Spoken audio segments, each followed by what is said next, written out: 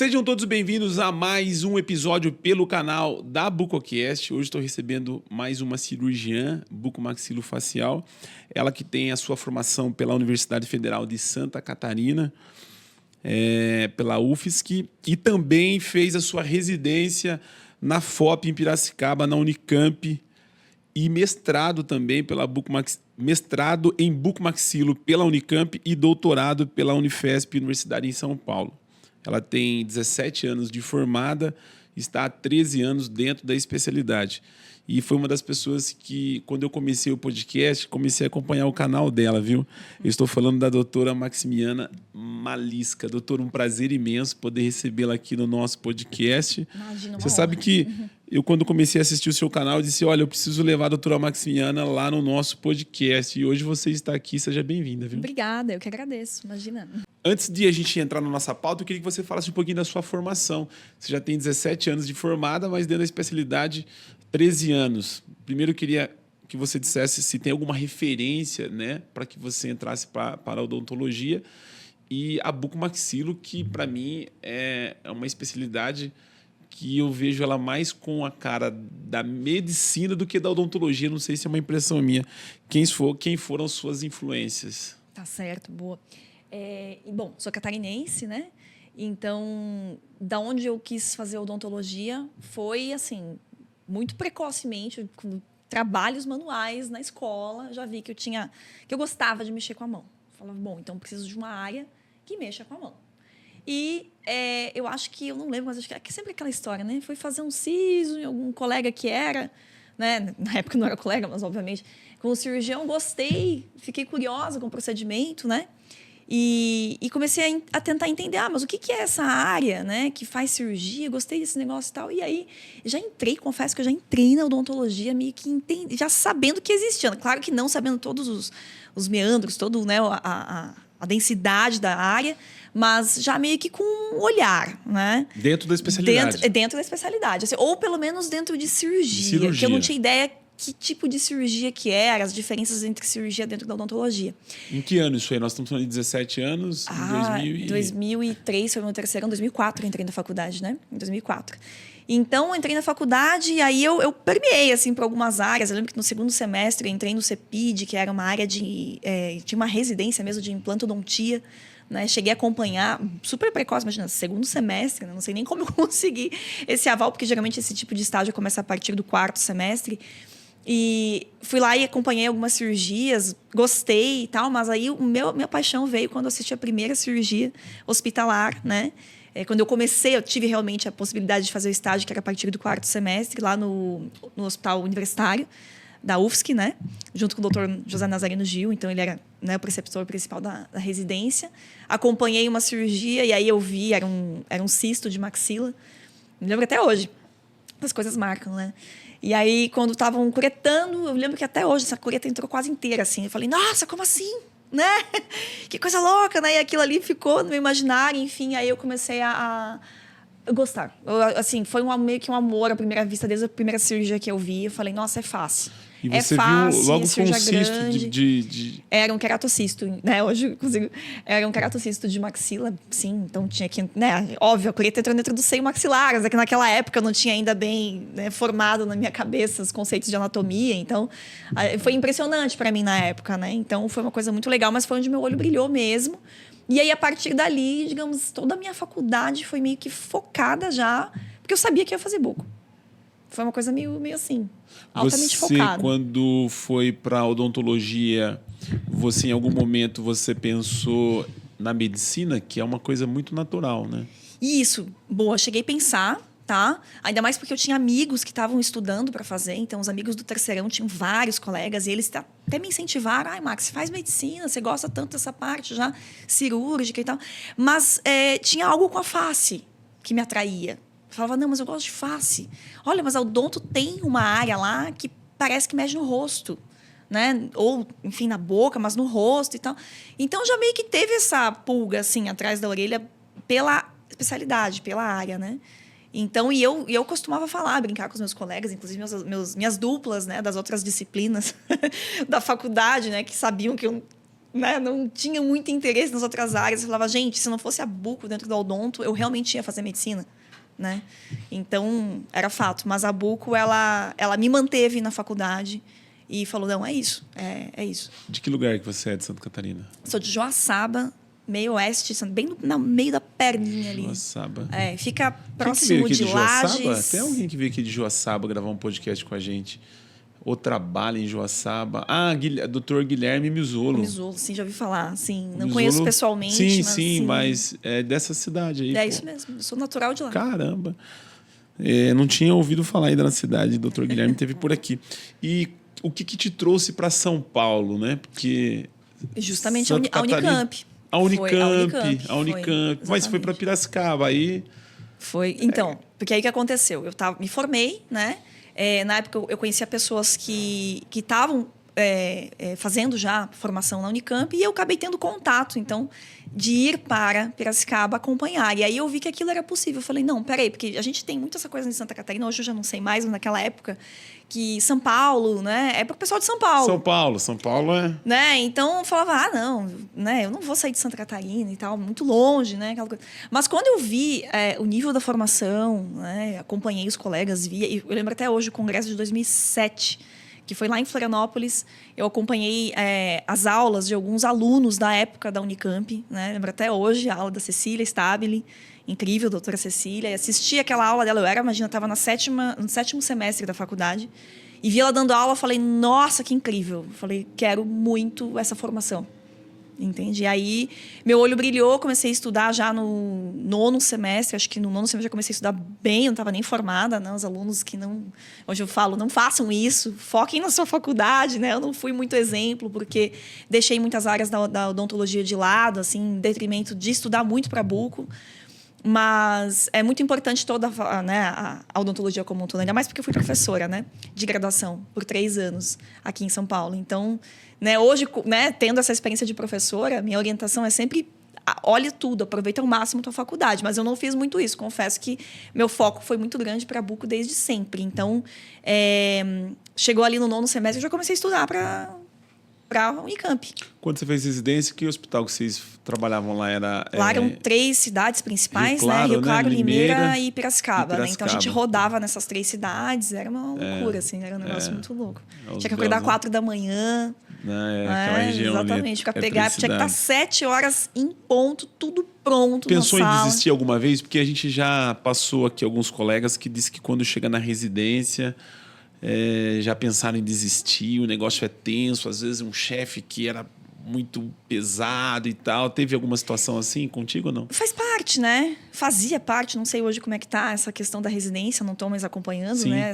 Esse nível de formação, mas fazia parte digamos, do preparo de resiliência de um cirurgião, entende? O processo então, é pesado. Com certeza. Então, sem essa pressão, sem tudo que a gente passa na residência, é difícil depois você encarar a área, né? Porque os desafios, né, para quem está numa residência, você acha que é o fim da picada, que é não sei o que lá. Quando você cai no mercado de trabalho, você acha que se percebe que estava só na ponta do iceberg, entendeu? Então, é outra coisa. É outra história. Então, assim, em termos de resiliência, de tudo, né? Então, para mim, assim, a Unicamp, apesar de ter tido suas dificuldades, que eu sei que tem vários colegas que também tiveram, foi uma baita de uma escola de vida, assim. Eu sou muito grata, absurdamente, a tudo que eu vivi lá, né? Não fui para o doutorado lá, né? Acabou que, geralmente, a formação lá eram 4 anos, né? Eu fiz a metade dele. Você voltou lá para fazer o mestrado, não foi na sequência? Era junto. É que eu sou da última turma. Então, é porque é meio complexo esse meandro. Eu sou da última turma que tinha uma formação dupla. A gente fazia mestrado e residência junto. Era uma loucura. Você tinha que ir para o hospital, tinha que fazer cirurgia, tinha que fazer toda a função de residente. Caraca. E no final do dia, tinha a formação do mestrado, junto com as aulas também. Então, tinha as aulas de bioestatística, né? As disciplinas, né, que tinha que cumprir, o atendimento à pós-graduação, e no final do dia, lá por 7, 8 horas da noite, tinha que dar aula. E eram, 3 seminários por semana, porque cada professor tinha o seu seminário, né? Aí você fez o mestrado lá e aí como que você chegou até a capital? Porque você tem consultório e tem um instituto aqui em São Paulo, né? Exatamente. Aí o que aconteceu? Eu não fui pro doutorado e surgiu uma oportunidade porque eu já tinha o título de especialista, eu falei, bom, de vir trabalhar com equipe aqui em São Paulo. Aí eu agarrei. Falei, opa, vou. Né? Precisava entrar em uma equipe, já tinha volume grande de cirurgia, enfim. E eu vim. Né? Vim sozinha, né? Família lá em Santa Catarina, não tinha ninguém aqui. Na época eu já estava namorando meu futuro marido, assim, então até talvez isso tenha sido um ponto de apoio para mim, saber que a família dele estava ali, assim, mas ainda era muito precoce, era um recém-namoro, né? Então era um ponto de apoio ainda muito a construir, né? Na sua, porque a gente está falando de 2000 você falou em 13 anos, Tô falando né? em 2012. 2012. Uhum.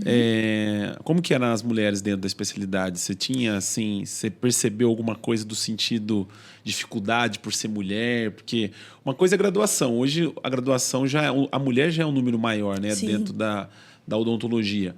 Mas quando você começou a buscar o seu caminho, a sua trajetória, em algum momento você sentiu que, por ser mulher, tinha mais dificuldade, algumas coisas assim ou não? Olha, Ismael, assim, todo podcast tem essa pergunta que é muito boa, né? Porque senão eu acho que é importante, tem que ser abordado.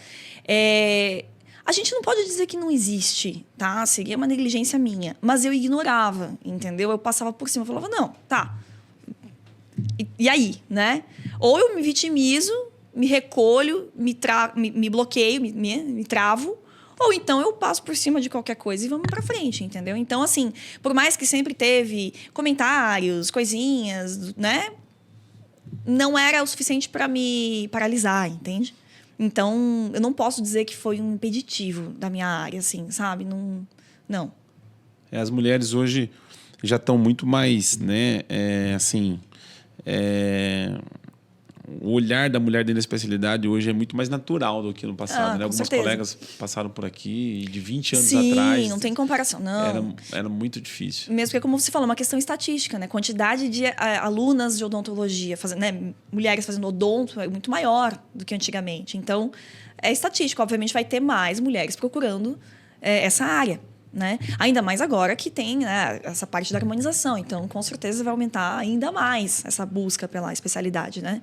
Eu entrei numa fase que acho que estava meio termo. Assim, ainda não era tão povoado de mulheres, né? Mas já estava com o seu espaço mais normalizado, digamos assim. Não dá para dizer que era uma coisa de outro mundo, como lá no passado, né, as pioneiras da bucomaxilo. Sim. Vou ser bem sincero, o que eu tive mais dificuldade no início da minha carreira é porque eu entrei muito jovem em tudo, né? Eu entrei com 17 anos na faculdade. Eu me formei com 21, entrei na formação com 22 para 23, né? E eu saí ali com título de especialista com 24 a 25. Então, eu era muito jovem. Então, se imagina, uma mulher jovem de 1,60 m, magrinha, né? Então, vai me operar. Para convencer um paciente de que, olha, você pode fazer comigo que eu vou te entregar o resultado, era uma coisa complexa. Então, no começo foi muito difícil, mais nesse aspecto, tá? Então, nem tanto pelo fato de ser mulher, mas talvez o combo, né? Sim. Talvez o combo. Eu imagino. E dentro da especialidade, hoje a gente tem várias áreas que demandam um conhecimento e uma curva, né, bem acentuada aí, né? Sim. E você tem hoje, né, como principal atendimento a cirurgia ortognática, mas eu queria que você falasse das outras áreas. Quais áreas que você atua dentro da bucomaxilo, além da cirurgia ortognática? Acabou que eu foquei bastante para a ortognática. Assim, eu acabei meio que... a gente chama, né, dentro do marketing, né, você é o especialista em quê? Né? Seria especialista em ortognática, digamos, minha especialidade, né? Que realmente foi o foco maior que eu dei dentro da área. Mas, obviamente, quando eu vim para São Paulo, eu trabalhei em equipe, fiquei, se não me engano, acho que foram 4 anos com eles. Eu fazia trauma, né? Então, operei muito trauma. Adoro lesões, patologia. Então, opero até hoje. Então, sim, tem casos no consultório. Claro que não é a maioria. Esse tipo de lesão vai mais para instituições, né? patologias, as doenças, né? Porte de hospital, Intraósseas, isso. Então, vai muito mais para grandes instituições, mas volta e meia aparece casos no consultório. Então, eu adoro, né? Fazer essa parte de patologia, de ajudar o paciente a entender esse tipo de doença, tratar. Enxertos, adoro enxerto. Uma coisa que eu tive uma formação excelente na Unicamp. A gente teve uma formação de cirurgia, digamos, oral avançada, né? Que é essa parte de enxerto, implante, né? Cirurgias orais menores, que a gente fala. É muito boa. Então, eu gosto muito, né, de fazer toda essa parte de implante, de enxertos ósseos em bloco, quando a gente retira um pedacinho do paciente, coloca em outro local. Mesmo os enxertos grandes, é que hoje em dia, né, os pacientes têm evitado, eles não caem mais muito bem, né? Infelizmente, a implantodontia, ela vende muito outras técnicas que não são tão mórbidas, mas é que eu ainda sou muito partidária do enxerto old school, né? Que é o enxerto do próprio paciente, que é o padrão ouro até hoje. Infelizmente, não inventaram nada semelhante, né? Mas você faz bem menos hoje, né? Bem menos, bem sim. Menos, mas quando tem, eu indico. Eu não deixo de indicar para ficar usando, às vezes, o substituto ósseo, né? Sim. Porque, realmente, em termos de implante, para implantodontia, é o melhor enxerto, sem dúvida.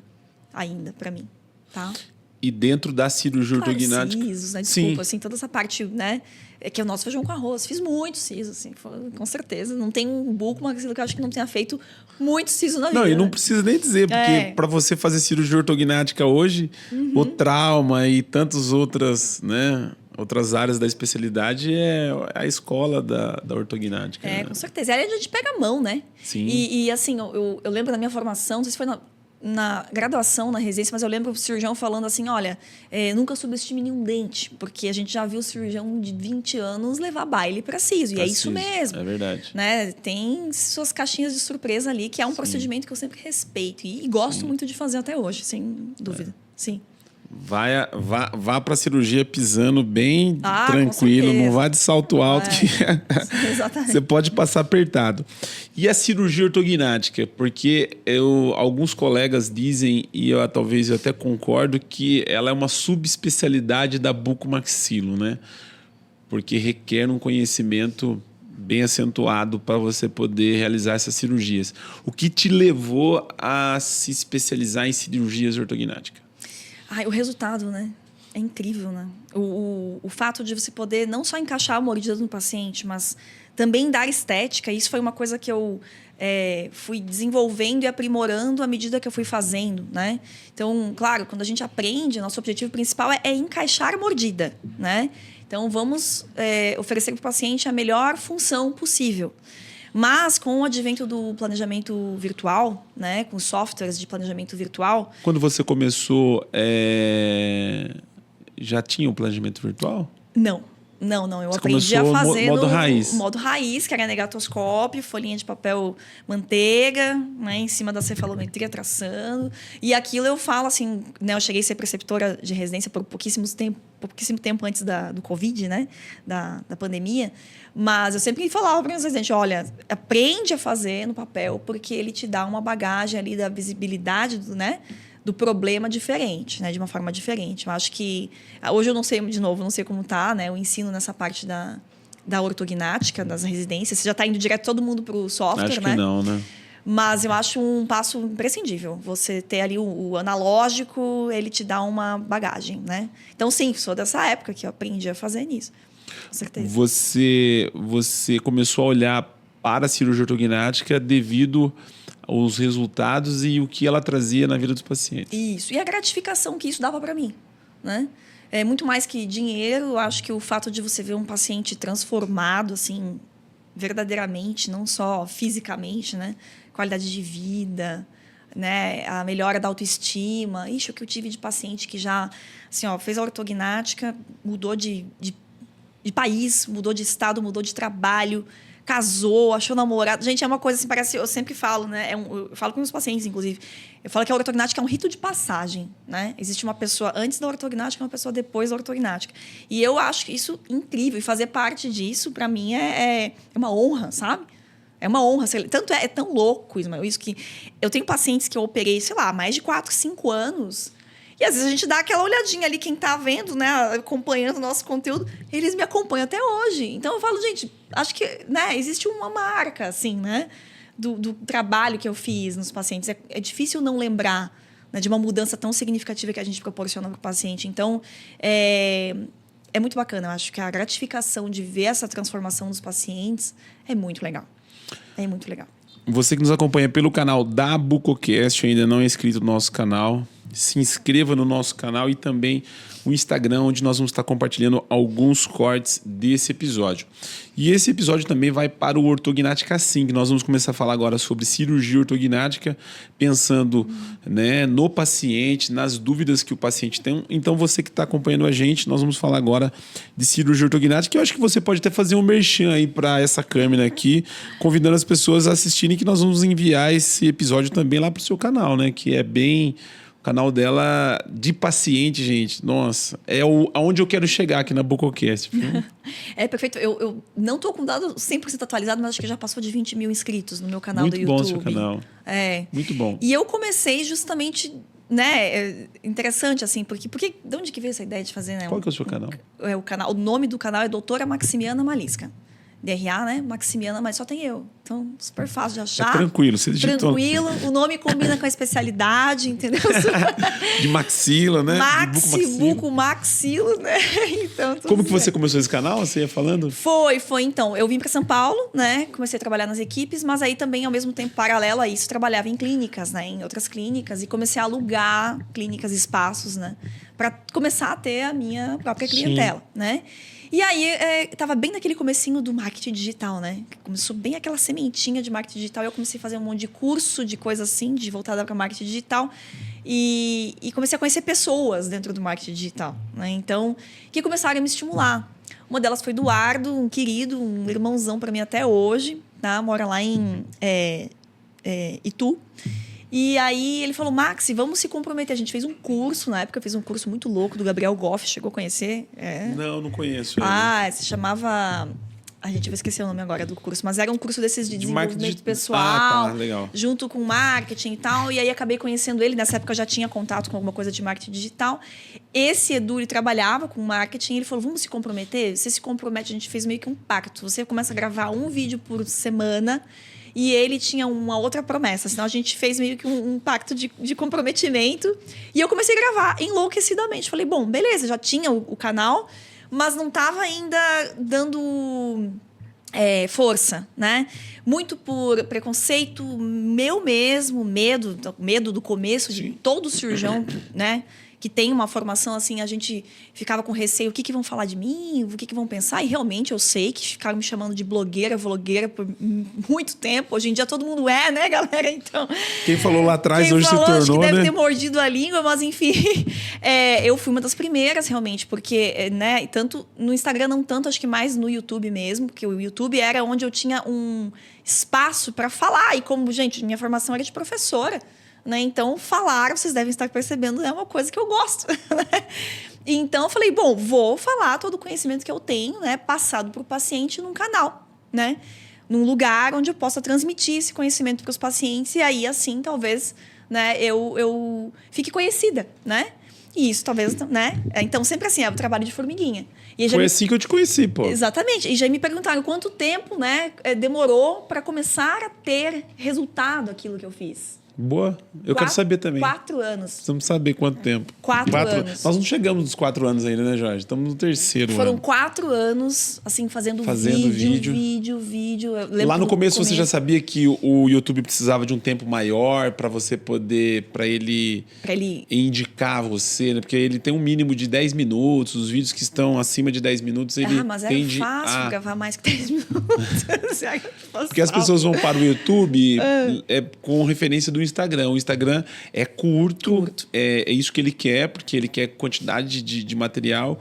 O YouTube, ele quer quantidade de tempo dentro da plataforma, né? Então, perfeito. Quanto maior for o vídeo, maior é a chance de você conseguir. Era fácil, mano. Ixi, eu sentava lá e aí abria a câmera. Eu tinha comprado a câmera por conta do mestrado, então já tinha... Foi a primeira câmera da Canon que gravava HD. Então, eu tive essa sorte, digamos que, né? Ela já conseguiu usar o material ali para poder captar as imagens. E aí falava, bom, vou falar sobre tal assunto. E aí eu lembro que o que fez eu começar a ter uma visibilidade legal foram assuntos que ninguém estava abordando. Então, por exemplo, complicações. Ninguém queria falar do que podia dar de errado de ortognática. Eu continuo falando. E isso foi uma das coisas que fez movimentar muito o canal. Como que você enxerga isso? Porque o paciente, ele não quer saber o que deu.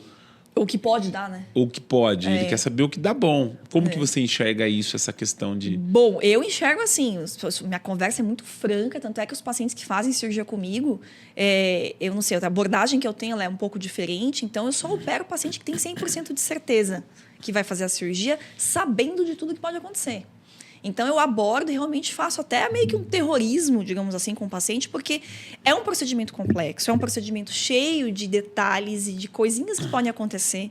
Se o paciente não for para a cirurgia sabendo desses detalhes, pode gerar muita frustração. Né? E eu, como tenho o canal do YouTube, eu tenho um feedback de pacientes que não são meus. Então, que foram sem saber. Que foram sem saber e começam a comentar de como foram suas cirurgias, experiências. Então, eu comecei a observar que, assim... Nossa, o que tinha de paciente desinformado, falando assim, nossa, eu não sabia que ia ter dormência no rosto, senão não teria feito essa cirurgia. Eu falei, gente... Pelo amor de Deus. Eu falei, como é que você vai para uma ortognática sem saber que você pode ter uma parestesia? E aí, aquilo ali, né?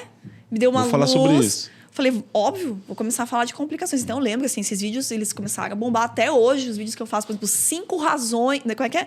5 consequências indesejáveis da ortognática, que é um vídeo recente. Também. Teve 3 coisas que você precisa saber antes de fazer a cirurgia ortognática. Exatamente. Parece coisa do apocalipse, assim, mas não, muito pelo contrário. E isso gera engajamento para mim até hoje e pacientes. Porque justamente eles falam, peraí, ela tá falando sinceridade, né? Sim, é verdade. E no meu consultório, né, lá na consulta, realmente é isso mesmo. Eu falo, vocês não podem sair daqui, dessa consulta, sem saber pelo menos esses aspectos. E já tive, Ismael, o paciente, por exemplo, que falei tudo isso, eu faço muito um planejamento virtual de decisão. Tem alguns pacientes que a gente fala que são borderline, eles são limítrofes. Seria o caso que dá para ir para a ortodontia, mas também dá para operar. Esse é o paciente que tem dúvida. E eu penso, me coloco no lugar deles. Se fosse o meu rosto, você não ia querer ver como é que ia ficar o resultado antes de decidir se você vai operar ou não. Então, eu faço um planejamento igual seria para a cirurgia, tá? E mostro para esse paciente, falo, ficaria assim tua cirurgia. E já teve paciente que falou, não, doutora, obrigada, é muita coisa para mim. Mas eu agradeço. Então você fala, mas você é burra, perdeu um paciente, né?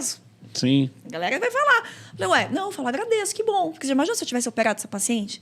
Ela tivesse passado por qualquer coisa que estivesse fora do contexto, ou alguma complicação mais chata que podia acontecer e pode acontecer, eu ia criar muita frustração no meu paciente. É aqueles casos que vão lá no YouTube depois e falar, foi a pior coisa da minha vida, odiei, detestei, não gostei, tô sofrendo, não sei o quê. Ixi, é o que tem de comentário até hoje. Até hoje, de cirurgias de outros lugares, né, pacientes que fizeram outras cirurgias em outros lugares e sofrem, né? Então, ao meu ver, isso é uma falta de alinhamento, muitas vezes, com o paciente, né? Então, o meu olhar para o paciente dentro da minha clínica é muito de alinhamento, assim, de expectativa de resultado, expectativa do pós-operatório, né? A geração mais nova, eles vão com uma expectativa muito alta, assim, meu pós-operatório vai ser massa, eu sou jovem, né? Vou passar bem. Então, eu já falo, não, peraí, amigo, vamos descer um pouquinho essa expectativa, porque esses pacientes que vão com uma expectativa muito alta, geralmente se frustram muito no pós-operatório, que assusta. Isso é importante, você lidar com essa ansiedade do paciente, né? Sim, com certeza. Sem dúvida. Eu tenho uma consulta pré-operatória na semana da cirurgia, que eu passo o termo de consentimento. Eu explico, de novo, já falei um monte, mas eu falo de novo, um por um, com eles. Geralmente, eles estão ansiosos nessa consulta, né? Porque, geralmente, a cirurgia vai ser o dia seguinte ou 2 dias depois dessa consulta. Então, eles vão... É engraçado, assim, já estou acostumada. Eles chegam muito ansiosos, a gente passa todo o termo, né? Conversa tudo de novo, se ficou alguma dúvida ainda e tal. Eles saem tranquilos para ir para a cirurgia, sabe? Então, falar do que pode acontecer de ruim gera clareza, né? A gente tem medo do que a gente não conhece, eu sempre falei isso, né? É um dos meus jargões lá nos meus vídeos do YouTube, a gente tem medo do que a gente desconhece. Então, se eu instruo esse paciente e dou esse conhecimento, esse paciente, ele vai mais calmo, mais ciente de tudo que pode acontecer. Então, é outro pós-operatório, assim, é impressionante. Eles ficam bem, Claro, não vou dizer que eles não têm dificuldade, porque o pós-operatório é um pós-operatório chatinho, né? Mas é outra forma psicológica de encarar esse pós-operatório, entende? Por conta do canal, vem muito paciente de help para você? Tá vindo.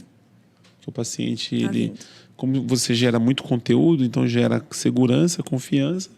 Uma vez que deu ruim a cirurgia, ele fala, cara, essa aqui, eu Geralmente. imagino. Acontece porque, por exemplo, infelizmente, Ismael, tá aumentando muito o número de reopes. E recentemente eu fiz um vídeo sobre isso, né? As causas de reop. Mais um vídeo daqueles Sim. bem pesados, né? E aí, o que acontece? Eu falo que a pior causa de ter que reoperar um paciente é por estética, né?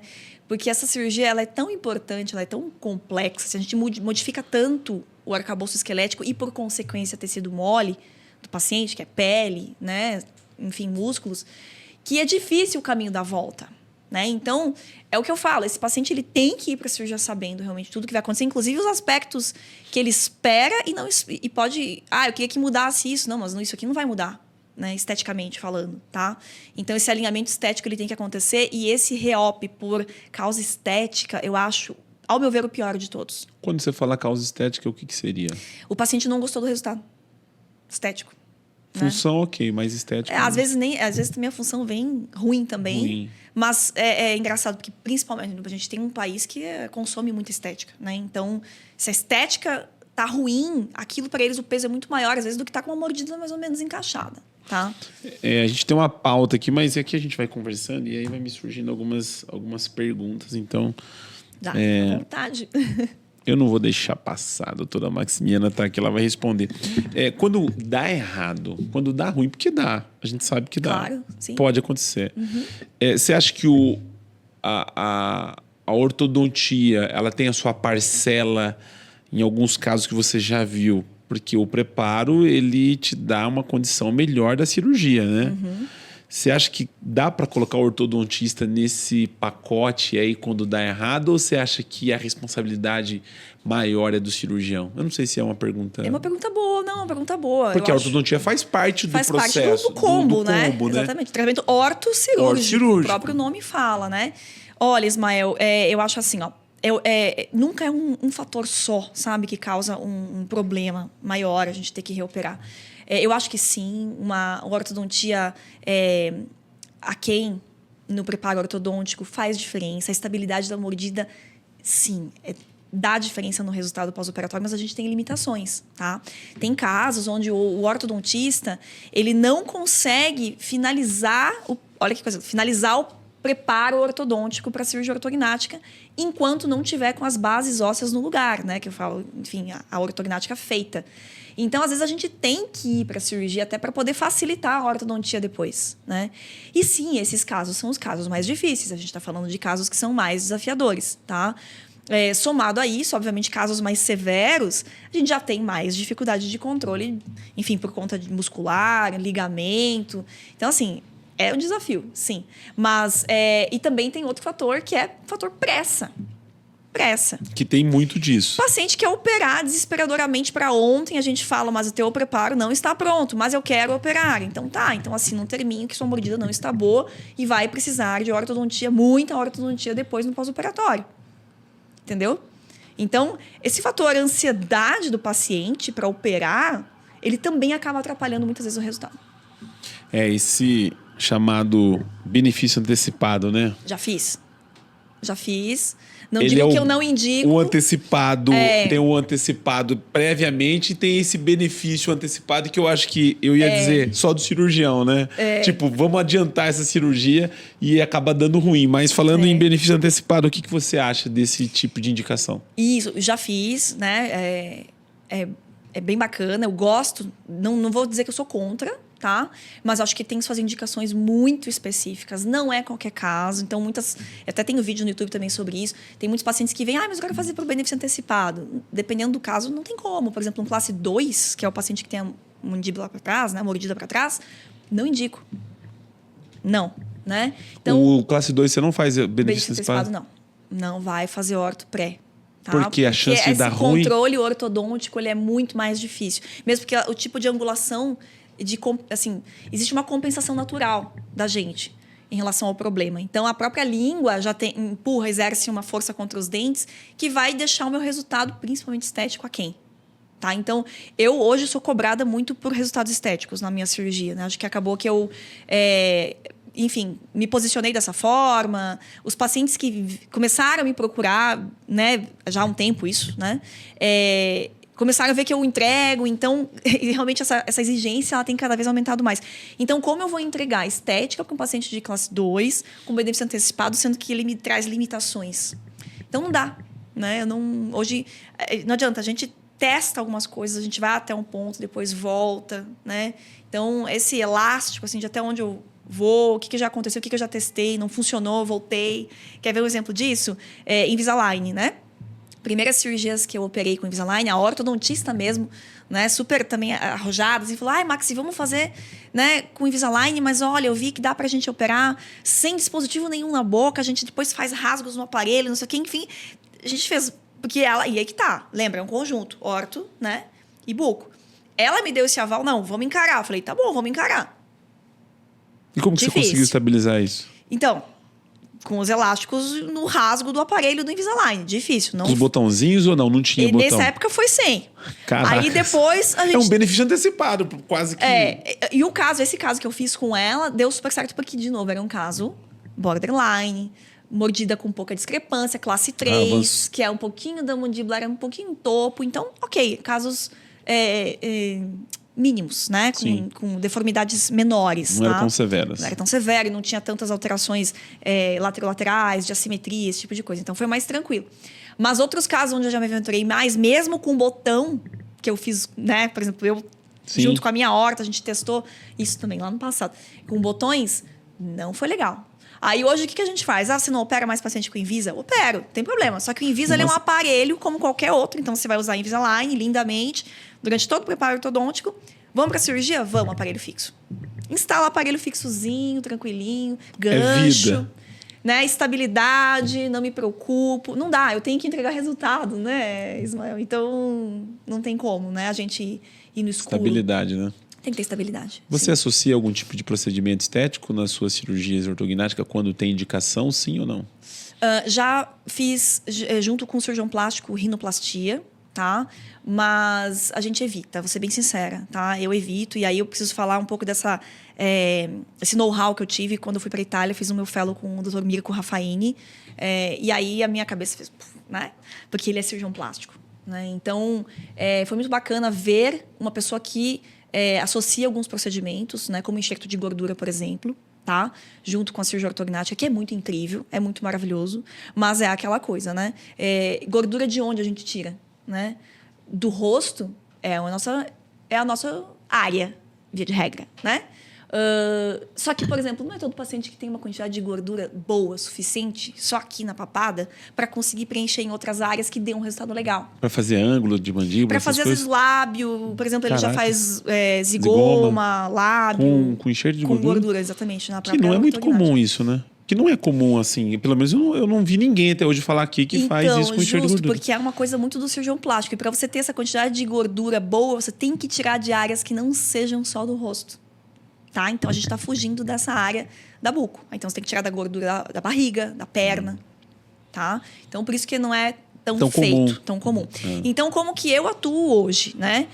Eu já aviso o paciente, muitas vezes, do que vai precisar de procedimento estético adjuvante depois. Que tem alguns problemas de tecido mole que a gente já consegue detectar antes. Então, a gente sabe, por exemplo, que só a ortognática não vai dar o resultado. Por exemplo, aqui, por essa falta de projeção, né? É muito difícil isso, a ortognática não vai consegue melhorar aqui, né? Então, mas aí você coloca um enxerto de porex, algum tipo de... implante, alguma coisa? Não, tá? Sabe por que eu não faço? E não faço lipo de papada junto, não faço prótese de ângulo junto com a ortognática, não gosto de ficar colocando próteses junto com a ortognática, porque a mudança facial já é grande. E o paciente já tem um rosto novo para se acostumar. Então, como é que tu já vai fazer por si só uma ortognática que já muda muito? E que o resultado demora para vir, né? Demora, então... Né, a gente pode falar sobre isso, mas e aí, e se ele não gostar, né? Às vezes eu fiz uma coisa a mais. Então, o que eu faço? Eu faço ortognática e falo, vamos esperar, né? O data limite de corte para saber se vai para frente com prótese, com rino, por exemplo, são 6 meses. Mas com 1 mês já dá para ver super o resultado, né? E o paciente ali ele já começa a se sentir, opa, gostei, né? Tô feliz, legal. E o que eu observei? muitos dos pacientes que, por exemplo, precisavam de uma rino, depois da ortognática, desistiram da ideia. Por exemplo. Porque a ortognática já consegue dar uma melhoria A gente nesse consegue quesito. melhorar um pouquinho a posição nasal. E, de novo, depois que eu fui lá no Dr. Mirko, a técnica de sutura da basilar minha mudou. Então, o posicionamento do nariz é outro. O controle aqui dessa distância ficou muito melhor. Então, realmente, a gente busca esse tipo de formação para se melhorar, né? Não é para só dizer que a gente foi para Itália, né? Não, né? Passear e comer. Que faz parte também, Não, né? também, claro. Mas, assim... não, eu assim, suguei ele ao máximo. Assim, ficava com a caderninha, tipo, anotando loucamente. fellow? Era um fellow que Loucamente. você fez? Porque, exatamente, foi. Então, a reposicionamento das estruturas do nariz, claro, dentro do limite do tipo de nariz. Tem nariz que a gente já sabe que vai ter que operar depois, né? Consegue melhorar alguma coisa. Então, muitos pacientes meus acabam não indo para rino depois, né? Então, e tem pacientes que sim, já sabem, já falam, isso aqui não vai melhorar. Tá? E aí ele já vai para a cirurgia sabendo realmente que pode ser que precise de uma cirurgia mais para frente. E a questão de prótese de ângulo e tal, hoje em dia é muito substituída pelo ácido hialurônico, né? Consegue dar um... E aí o que acontece? Depois que o paciente faz uma ortognática, já teve aquela grande mudança estrutural, a gente já equilibrou todos os terços da face, já está com a face mais harmônica, você não vai precisar usar várias seringas de ácido. É pouco, né? Então, eu falo que é a cereja no bolo. Você tem um pezinho na Hoff também? Você faz? Não. Não fui para essa área. Eu indico para os colegas. Às vezes tem colega na clínica que faz. Tenho parcerias com dermatologistas, com cirurgião plástico, então cirurgia plástica também. Então eu prefiro encaminhar, porque de novo aquela história de super especialidade na parte da ortognática, parte óssea. Cara, a gente está com 42 minutos de podcast. Eu tenho uma pauta aqui que eu acho que eu meio que comecei ela, mas não comecei. Vamos entrar na nossa pauta aqui e vamos tocar o barco. Falando de cirurgia ortognática, você vê ela como uma cirurgia estética, funcional, e os pacientes se procuram pela função ou pela estética? Então, hoje muito por estética, tá? Já operei pacientes, sim, só por estética. Então, acho que existe, sim, essa modalidade, tá? De cirurgia. Inclusive, o Dr. Mirko também fala sobre isso, de você ganhar um efeito lifting, tá? Com a própria ortognática. Então, o que é o lifting tradicional da plástica? É você pegar a pele e esticar para trás, né? Puxar a pele. Mas, às vezes, o paciente tem um aspecto envelhecido porque o arcabouço esquelético dele que está faltando, que está com falta de volume, né? Então, se você faz uma ortognática onde avança e estica essa pele pelo avanço e não pela retração de tecido mole, você também rejuvenesce o paciente. Esse é um conceito muito legal que eu aprendi lá. Então, mas eu já tinha me atentado muito tempo antes. Eu lembro um dos primeiros casos, acho que foi meu primeiro caso que eu operei 100% por estética. O que é isso, gente? Mordida encaixada. Tá? O paciente já tinha feito orto, tinha tirado 4 pré-molares, né? 4, gente, o primeiro dente depois do canino, de cima e de baixo, né? E aí o que acontece? Era modelo, uma paciente modelo, fotográfico e de passarela, e ele tinha essa queixa justamente da falta de volume em face, justamente porque tirou dente, né? Teve aquela retração de toda a bateria dos dentes, perdeu o volume. Falei, bom, vamos encarar. Mas quando que eu encaro? Quando eu vejo realmente que tem um problema estético onde a minha cirurgia vai melhorar alguma coisa. Senão, eu não coloco a mão. E já veio paciente querendo fazer ortognática. Eu falei, não, aqui não vou conseguir te melhorar nada. Não resolve, né? Mas eu encarei esse paciente, imagina, vou pegar um modelo. Foi um dos belos desafios, assim, e sempre tem, tá? Sempre teve, já faz muito tempo isso, já faz uns 7, 8 anos que eu operei esse paciente, né? E me segue até hoje, e acompanha até hoje, é engraçado. E sempre vem um paciente ou outro com mordidinha encaixada, mas eu vejo que o rosto está murchinho, o rosto está para trás, né? O sulco nasolabial caído. Você olha para o paciente é jovem, mas ela realmente tem um rosto envelhecido quando você vê. É falta de volume ósseo, né? Paciente que tem muito mais para entregar estético do que função, né? E muitas vezes o paciente que tem face curta também, né? Ele é muito assim, ele tem a mordida encaixada, mas ele sorri e não mostra dente. É muito frustrante isso para um paciente. Eu acho que o paciente de face curta, ele se incomoda muito. Esse é mais difícil de enxergar que ele precisa de ortognática, né? Não. Eles conseguem perceber? Eles conseguem, eles não entendem. Imagina... o próprio paciente? O paciente enxergar isso. Porque o que tem o severo, aqueles classe 3, isso, o que não ele tem... Ele não entende, boa pergunta, ele não entende direito que o problema dele é ósseo. Ele acha que é tecido mole, ele acha que é outras coisas. Nasce feio assim mesmo e acabou no tempo. Mas é aquela coisa, os meus vídeos lá do YouTube, eles ajudam o paciente se eu localizar, sei bem. se detectar, sabe? Eu já fiz pauta com seus vídeos no YouTube. Viu? O paciente mais jovem que você já operou até hoje, você tem essa frequência, essa procura? Porque tem uma idade mínima para esse paciente, para cirurgia ortognática, né? Tem. A gente espera acessar o crescimento, né? O desenvolvimento ósseo, porque existe risco de recidiva depois, né? Então, o ideal, né, em homens, acima de 20, 21 seria o ideal, tá? Mulheres um pouquinho antes. Mas paciente mais jovem que eu operei foi com 17, 18 anos, mulher. Mais cedo que isso, não. Não cheguei a operar aqui. Assim, o termo benefício antecipado verdadeiro... É para esses casos. É para casos de, assim, até crianças que precisam de uma ortognática para poder ter o benefício antecipado de convivência social, né? A parte emocional, psicológica, né? Então, tu imagina... Aí eu tô falando de casos severos. Então, esse termo, ele surgiu daí, né? Crianças que precisavam realmente de um tipo de cirurgia precoce, que sabia que ia ter que operar de novo, mas o benefício suplantou ali, né? O ônus de fazer uma cirurgia naquela idade, em termos principalmente psicológicos e desenvolvimento cognitivo da criança, enfim. Quais pacientes você mais operou? 2, 3, assimétrico? Bem variado. Bem variado. Bem variado. A nossa população ela é muito miscigenada, né? Mais mulheres, né, pelo jeito, né?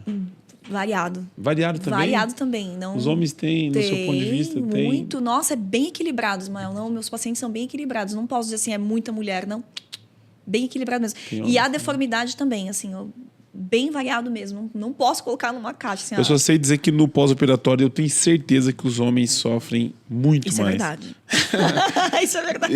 Isso eu te garanto, que a gente, quando faz qualquer coisinha, meu Deus do céu, a mulher parece que é muito mais... Isso é verdade. Teve um paciente meu, homem, que me surpreendeu demais, mas era médico, acho que fugiu um pouco da curva. Fora, Mas assim, eu lembro que eu fui passar a visita no quarto, aí cadê o paciente, né? Olhando, procurando, assim.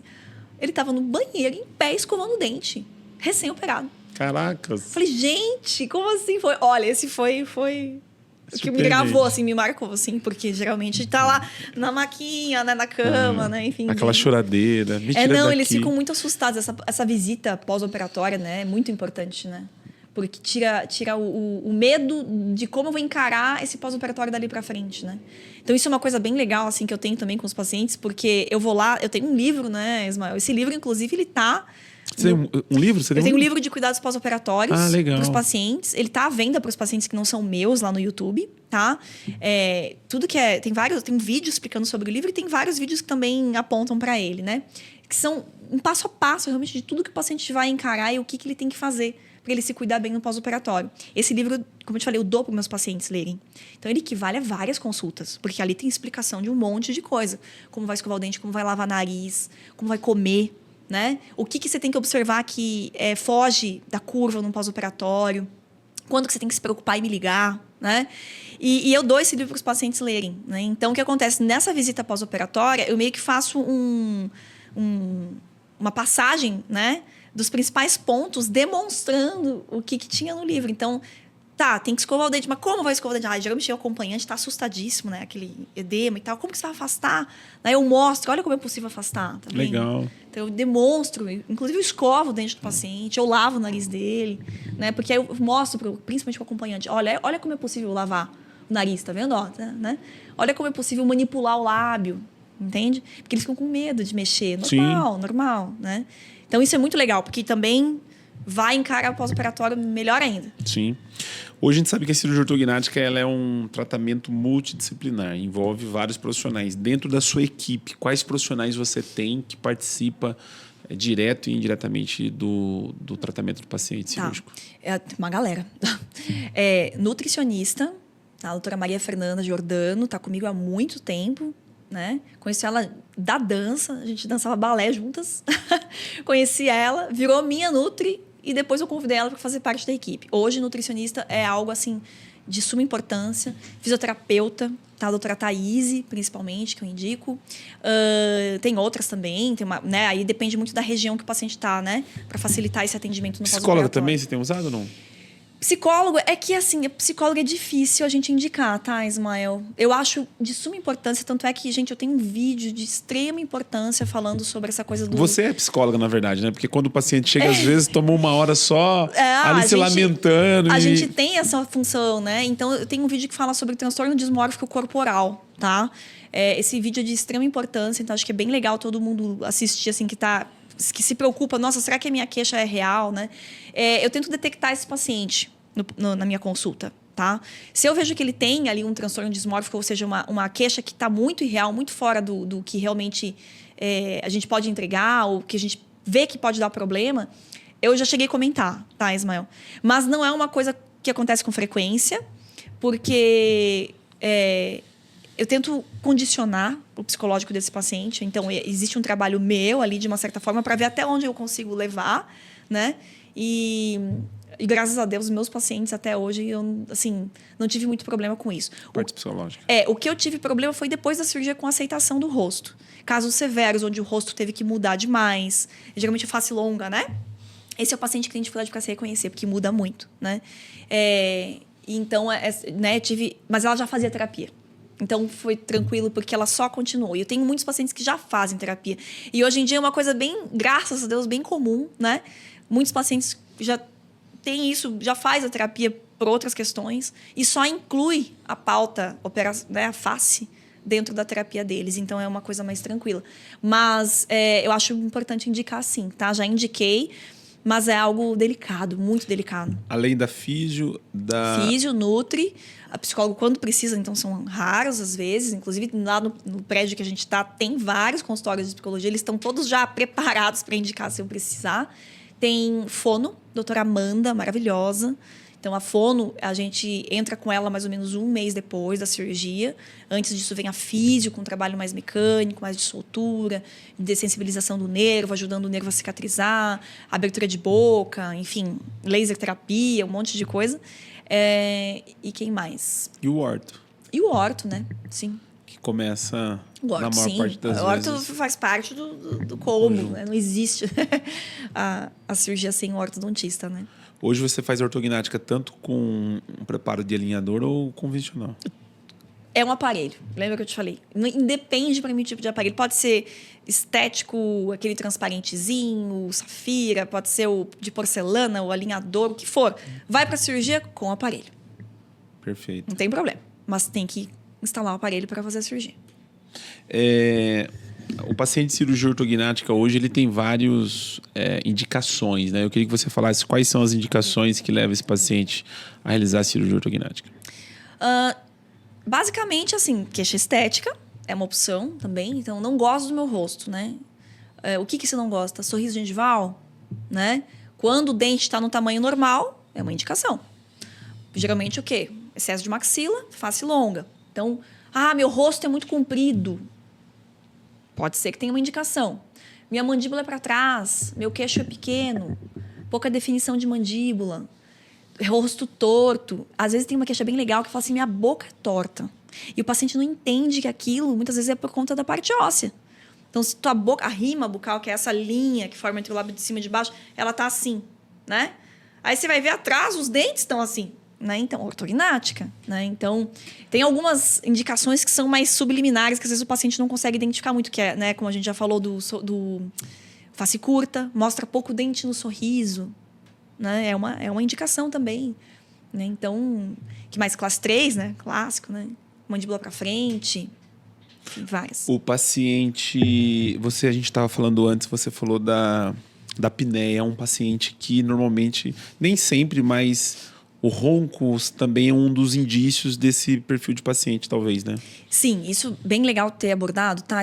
Mas ainda mais porque foi tema do meu doutorado, né? Eu fiz meu doutorado lá no pessoal da Otorrino, no ambulatório de otorrinolaringologia, com foco em sono, na medicina do sono.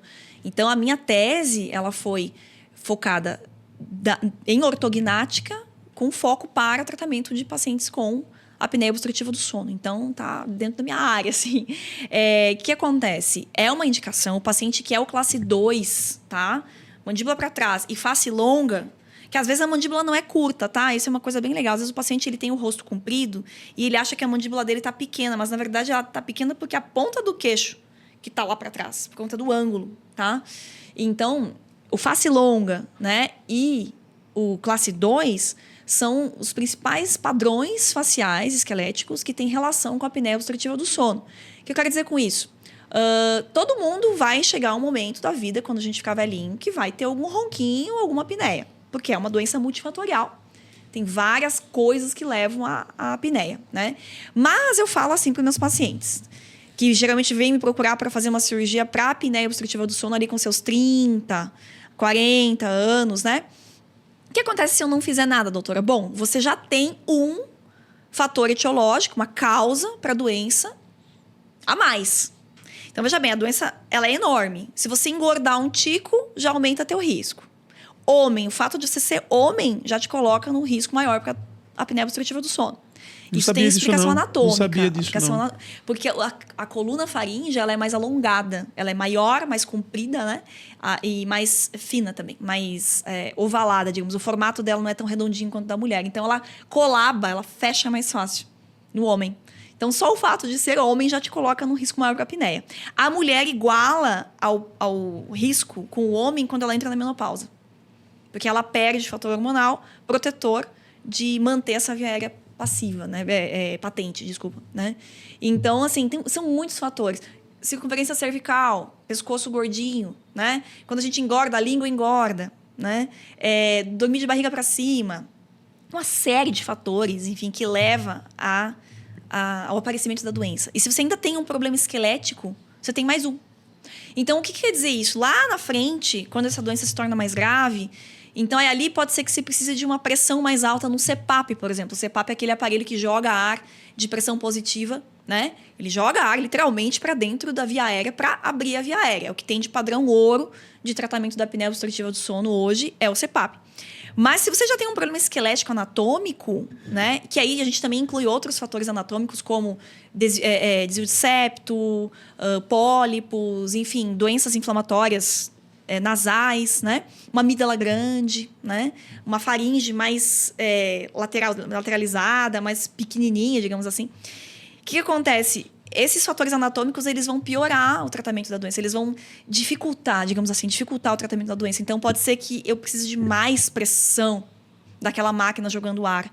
E aí eu falo para meus pacientes, tá, e agora, quando chegou aos 60 anos, aí você vai operar? Aí você vai fazer uma ortognática com 50, 60 anos? Não. Então, vamos evitar. Dá para fazer? Dá. Mas a recuperação é outra, né? Se você tem a decisão agora, com 30, 40 anos, faça agora. Essa é a minha orientação, né? No paciente que tem a deformidade, tá, Ismael? O paciente que não tem a deformidade, 0, padrão 1, mordida encaixada, não tem problema esquelético nenhum. Eu não indico. Legal. Falando sobre os problemas que esse paciente com apneia obstrutiva do sono ele tem normalmente, né? Quais são esses problemas e o que a cirurgia ortognática pode trazer de benefício, falando do paciente com apneia do sono. Tá. Os problemas que a própria doença levam. Aumento de frequência... doenças cardiovasculares, aumenta risco para doença cardiovascular, então infarto agudo de miocárdio. Eu vou traduzir de uma outra forma, assim, ó. Imagina que a gente precisa de ar, certo? Senão a gente morre. O que é a doença? Acho que falando um pouquinho da doença, você vai entender o tamanho do problema, né? Se a gente dorme e você tá com a via aérea trancada, então não entra ar. O que teu corpo faz? Ele te acorda na marra. Ele te dá um solavanco para você acordar e voltar a respirar. Esse te acordar na marra do corpo, ele desencadeia uma série de eventos no corpo. Então, posso dizer, Ismael, assim, que envolve praticamente todos os sistemas, tá, do corpo. Então, metabólico, cardiovascular, enfim, endócrino, tá? Psicológico, porque o que acontece? Você começa a dormir mal. Imagina você sendo acordado por você mesmo a noite inteira, diversas vezes, né? Para que a via aérea fique patente, para que você consiga respirar. Aquilo ali causa, né, não só uma sonolência, né, isso é a ponta do iceberg, né, uma falta de Você fica muito cansado, com muito sono no dia seguinte, né? Mas não só isso, é muito mais que isso, né? Então, as doenças crônicas que vão começando a surgir, então aumento para diabetes, né? Todo o teu sistema ele fica mais fragilizado e, digamos, abre essa margem para outras doenças crônicas. Então, o paciente ele morre da apneia? Não, ele não vai morrer da apneia, entende? Ele vai ter um agravamento de doenças que você já poderia desenvolver de qualquer forma, tá? Ou então até ajudam ao surgimento dessas doenças. Por exemplo, não consegue perder peso. Eu vou no endócrino, não perco peso de jeito nenhum. Muitas vezes pode ser que seja com apneia. Tá? É uma questão endócrino, metabólica que a própria doença não deixa, né? Então, ele prejudica toda uma homeostase do corpo, todo um equilíbrio que o teu corpo precisa enquanto você está dormindo. É basicamente isso. Eu acho que eu prefiro responder assim. Sim. Porque ele vai atrapalhar uma série de coisas. Aí a pessoa vai começar a ter perda de libido, perda de concentração, né? Então, é muito mais que você só dormir em qualquer lugar, tá dirigindo e com sono, né? Não, é muito mais que isso. E a cirurgia ortognática, uma vez que o paciente fez, como que é feita e quais são os benefícios que ele tem a partir daí? Então, a ortognática, isso é uma coisa que eu falo para meus pacientes, tá? A gente tem 2 critérios, assim, sucesso e cura dentro da apneia obstrutiva do sono, tá?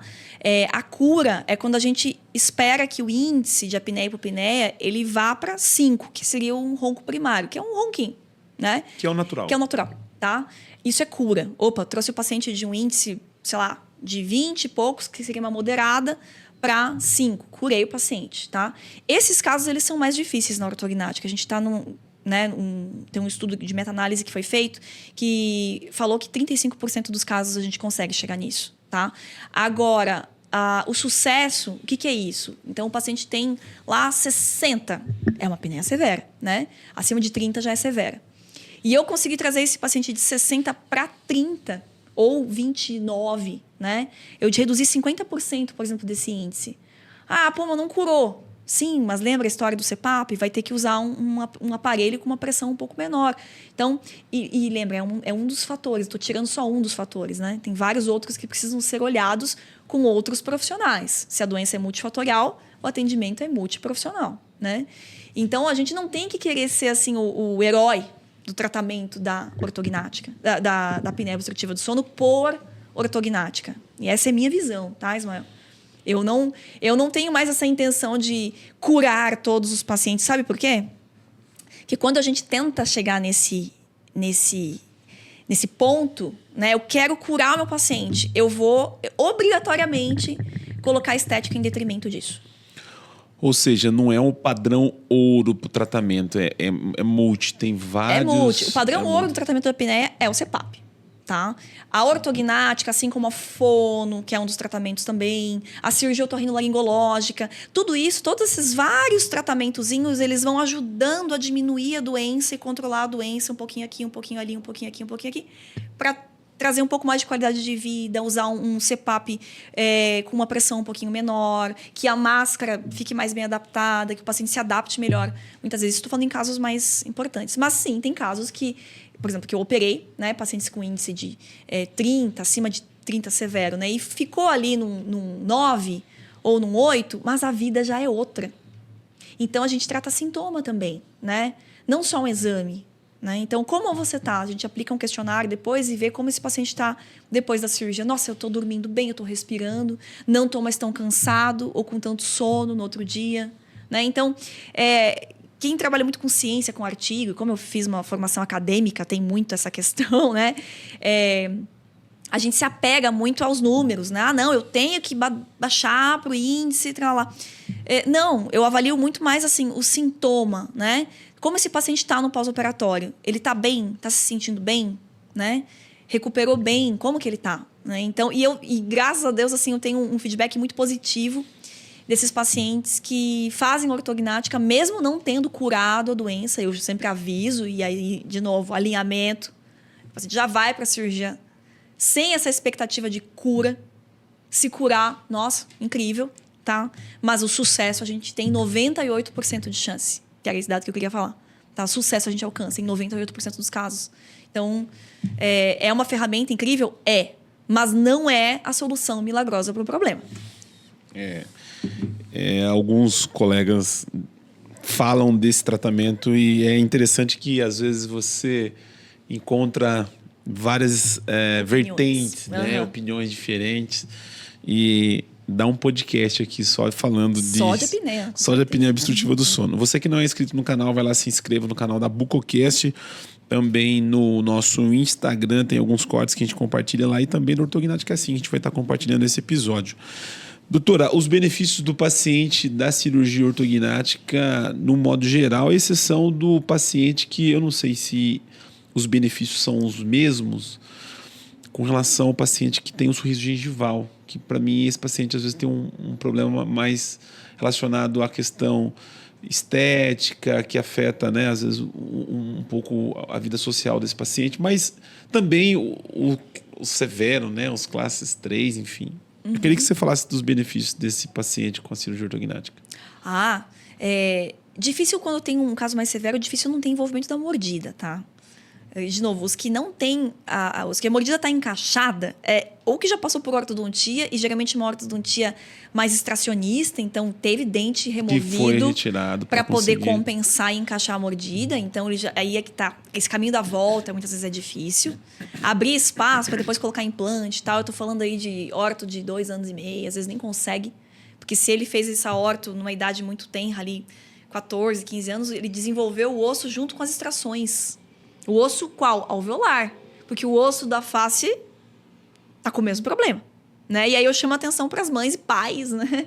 Que ficam com muito medo de encarar um procedimento desse. Teu filho, pois bem, saiba que quando ele tiver 20 e poucos anos, ele vai estar se queixando do rosto. Esse é um paciente bem tradicional, meu. O pai e a mãe não deixaram, ou melhor, foram pro caminho da compensação. E aí, quando tinha ali, né, 14, 15 anos... E aí agora, quando tá na época de decidir, eu quero fazer algo por mim, né? Não tô legal, minha estética, não gosto, não sorrio. Universidade, namoro, né? Vai começar exatamente. A vida. E aí percebe que tem que fazer a cirurgia ortognática, ele acaba indo pra ortognática igual, né? Só que aí com uma condição um pouco mais difícil, porque a mordida já não tá tão favorável. Então, assim, encaixe de mordida nesses pacientes é fundamental, porque geralmente, casos mais severos, vai ter alguma alteração na mordida, difícil não ter, tá?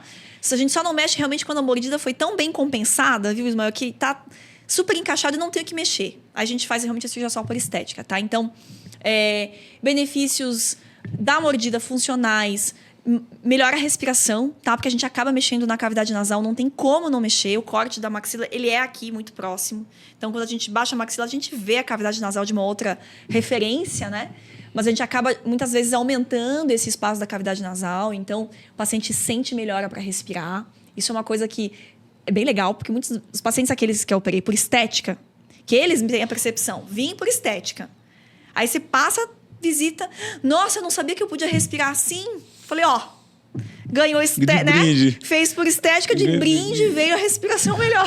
Entende? Uma percepção legal, sim, né? Porque para eles é só estética. Mas aí, para tu ver como sim, é um procedimento muito versátil, né? Ele oferece muitas melhoras. Eu acho que a emocional é muito incrível. Então, qualquer paciente que se incomoda muito com o problema, tanto estético como funcional, ele vai ficar muito melhor, muito mais feliz. Desde quando, né, tenha sucesso no resultado. Senão, não. O efeito é oposto, né? Mas um paciente que se reconhece melhor, ele tem uma autoestima, ele parece que ele encara a vida de uma forma melhor, sabe, Ismael? Então, essa mudança psicológica, assim, comportamental, ela existe. Isso é uma das coisas mais incríveis que eu vejo na ortognática. Mas a perda da vergonha, o sorrir... Eu tenho no meu canal alguns depoimentos dos pacientes, que é bem legal, sabe? Então, não cheguei a ver. Sim, tem vários. Tem alguns falam assim, eu tinha vergonha de sorrir. Eu não sorria, não existia foto minha com sorriso. Agora eu sorrio, né? Tirar foto. Sim. Então, a correção da face, né? Da estética traz muita coisa legal. Então, quando a gente fala de estética, parece besteira, né? Não. E muitos familiares desencorajam, viu, Ismael? Os pacientes que buscam um tratamento desses só por estética são desencorajados pela família, por amigo, por muita gente. E como eu estou do outro lado e eu vejo que a mudança de estética, né, para melhor leva a uma série de outras melhorias na vida do paciente, de autoestima, sabe? não dá para não ver que isso é saúde também. Não tem como você não olhar. Não, eu melhorei a estética, o paciente está melhor, né? Mentalmente, emocionalmente, tudo.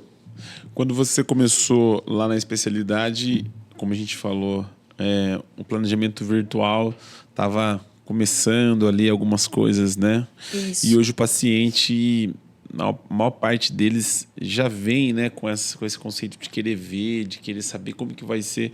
Isso hoje é impossível, no seu ponto de vista, fazer cirurgia ortognática sem um planejamento virtual. E como que você faz isso previamente com o paciente? Tá, legal. Acho impossível. Hoje é impossível, porque se a gente tem a ferramenta, por que a gente não vai usar, né? Maravilhosa, não, incrível. Para mim foi mudança, assim, divisor de água, porque a gente consegue visualizar parte esquelética tridimensional. Então, a gente vai com uma previsibilidade, inclusive, de problemas para a cirurgia, tá, Ismael? Não é só mostrar para o paciente como vai ficar. Né? Muito mais que isso. A gente vê contatos ósseos onde eu vou ter problema. Aquela movimentação que eu estava planejando, vixe, aqui não vai dar, porque o software aceita qualquer coisa, né? Mas lá na hora da cirurgia a gente já tem ideia do que vai ter de dificuldade ou não, com base num software que me mostra o crânio, né, de forma tridimensional, onde eu posso manipular ele de todos os lados, cortar, ver, enfim. É uma visibilidade muito rica, não tem como ignorar hoje, sabe? Eu acho, ao meu ver, fazer uma ortognática hoje em dia no papel, como a gente aprendeu a fazer, não rola mais, não tem mais sentido de ser, né? O que aconteceu? Quando eu vim para São Paulo, comecei, né? A minha prática, já comecei meio que entrar nessa parte mais de ortognática que eu vi que era a minha praia mesmo. Aí a gente comprou, eu junto com outro colega, a gente comprou a chave do Dove, que é um software, assim, de alto custo, né? Então a gente dividiu essa chave. Isso nos 2 primeiros anos de atuação minha aqui em São Paulo. Eu comprei bem recente, assim, bem logo investimento. Foi assim, investimento de carreira mesmo. Para mim não era uma ferramenta imprescindível, digamos assim. E né? Como eu costumo falar, até hoje não dá para ficar sem.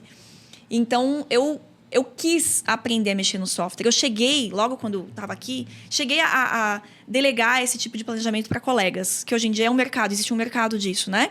Colegas que fazem um planejamento para outros colegas. Mas eu tive essa videoconferência do planejamento e eu lembro que a primeira vez que eu tive esse contato de um outro colega passar para mim o planejamento, eu lembro que eu fiquei angustiado, porque eu falava, não, mas eu quero rodar o crânio ali. Não, peraí, mas aqui, sabe? Então, eu precisava realmente entender melhor como o software funcionava para eu conseguir manipular e aí ver os aspectos que eu queria ver. Então, por isso que veio essa ideia de investir no software logo cedo, para eu pegar essa curva de como mexer no software. Então, eu que faço meus planejamentos, né? Eu tenho software até hoje. Não delego isso para outra pessoa, porque, ao meu ver, é um grande diferencial. Na verdade, o planejamento ele é um dos pilares de uma ortognática bem-sucedida, né? Então, um bom planejamento faz, sim, a diferença. Eu sempre enxerguei isso dessa forma, sempre foquei nisso. E hoje eu faço planejamento, eu não delego essa função, nem para assistente, nem para ninguém. A gente tem um trabalho que a gente faz lá na agência, que é a captação de paciente, né? Uhum. A gente faz um trabalho aí de marketing. A gente tem a agência, a Agape, né? E a Bucocast é só um braço aí do nosso trabalho. E a gente recebe muita dúvida do paciente perguntando, não sei se lá no seu canal também bate essa dúvida mais frequente. Quanto custa a cirurgia ortognática e se dói para realizar a cirurgia ortognática? Pelo menos para a gente lá é pioneiro, né? O paciente quer saber quanto custa, né? Normal. Se o plano de saúde dele cobre, se é plano médico, se é plano odontológico, enfim. Lá pra gente são 2 perguntas assim muito pertinentes. E eu quero perguntar para você, não quanto custa, porque eu acho que isso é bem subjetivo, vai de cada profissional, mas falando do paciente, qual que é a experiência que você passa para o paciente quando ele fala em relacionado à dor, pós-operatório, né? Se durante a cirurgia, como que é isso? Eu acho que é uma dúvida muito frequente, né? É uma dúvida frequente. Os pacientes têm medo de ter dor, né? E aí, a parte boa da cirurgia ortognática do pós, né? É que a maioria, veja bem, não tem exceção, tá? A maioria dos pacientes não tem dor, tá? Porque justamente a gente vai deixar o quê? O rosto dormente. A gente mexe em nervos de sensação, de toque da face. E, por consequência, o paciente evolui com parestesia. Muitos pacientes até já sabem o que é o termo, mas é a dormência do rosto, né? Então, fica dormente. Daqui para baixo fica bem dormente. Ah, mas pode ter dor? Pode, tá? Quem é esse paciente? Alguns pacientes têm variações anatômicas, por exemplo, um forame bífido, ou seja, tem 2 nervos, né? Nessa mandíbula, né? Ou então, às vezes, o paciente ele ficou com o nervo tão intacto, o nervo ficou tão bem preservado, que aí ele começa a ter um tipo de sensação alterada, que a gente chama de disestesia ou hiperestesia, que aí é a sensação mais aumentada da dor, né? E aí, nesse tipo de dor, é uma dor chata, aí sim, realmente, mas tem tratamento, tá, Ismael? Então, já tive casos, tá, de pacientes que evoluíram com dor no pós-operatório. É a minoria. Eu diria que 1% a 2% máximo dos meus pacientes evoluem dessa forma, porque a maioria fica com o rosto dormente. Então, do ponto de vista de dor, né? Vamos pensar na maioria, não tem dor. Mas esses pacientes que evoluem com dor, a gente tem que entrar com algumas outras medicaçõezinhas para controlar esse estímulo nervoso, tá? Então, é isso. Eu tenho um critério de ir ranqueando ali as medicações, eu vou triando o tipo de dor conforme o tipo de medicação que eu vou usando, até a gente conseguir diagnosticar que tipo de dor que ele tem. E aí, às vezes, tem que entrar com uma medicaçãozinha mais potente, de ação neurológica, digamos, para poder controlar essa dor. Mas tem como controlar.